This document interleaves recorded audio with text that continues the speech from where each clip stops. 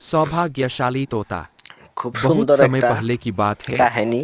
एक छोटे से गांव আমার के আরিফ पास লেখছিল एक सुंदर কাহিনীটা, जंगल था। খুব সুন্দর। उस जंगल में तरह तरह के पक्षी और जानवर रहते थे।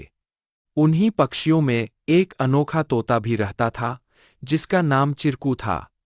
चिरकू को लोग सौभाग्यशाली तोता के नाम से जानते थे, क्योंकि जहां भी वह जाता, वहां कोई न कोई चमत्कार हो जाता या किसी की किस्मत बदल जाती। गांव के लोग मानते थे कि अगर चिरकू उनके घर आ जाए, तो उनके जीवन में सुख और समृद्धि आ जाती है। चिरकू हमेशा खुश रहता और अपनी मधुर आवाज में गाने गाता। लोग उसे फल और अनाज खिलाते और उसकी भलाई की कामना करते थे। चिरकू भी गांव के लोगों से बहुत प्यार करता था और जहां भी जाता, खुशियां बांटता। एक दिन गांव में एक गरीब किसान, जिसका नाम रघु था, बहुत परेशान था।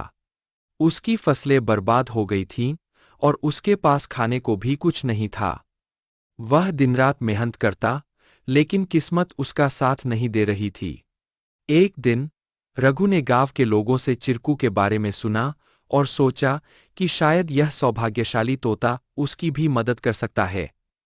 रघु ने तय किया कि वह चिरकू से मिलकर अपनी किस्मत बदलने की विनती करेगा। अगले दिन वह जंगल की ओर चल पड़ा और चिरकू को खोजने लगा। बहुत ढूंढने के बाद उसे चिरकू एक पेड़ की डाल पर बैठे हुए मिला। रघु ने बड़े ही आदर के साथ कहा। चिरकू ने रघु की बातें ध्यान से सुनी और उसकी आंखों में दया उमड़ आई।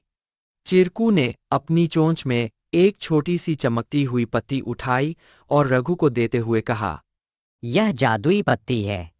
इसे अपनी जेब में रख लो और जब तुम अपने खेत में काम करने जाओ तो यह पत्ती तुम्हारी किस्मत बदल देगी। रघु ने धन्यवाद कहा और वह पत्ती लेकर अपने घर लौट आया।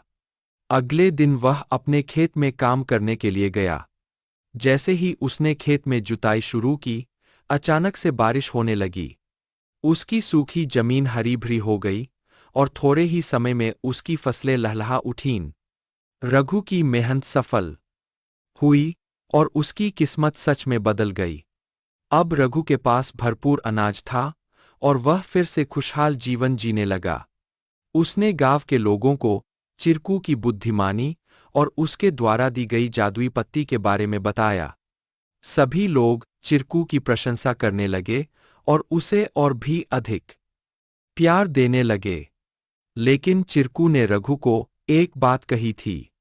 याद रखना, यह पत्ती सिर्फ तुम्हारी मेहनत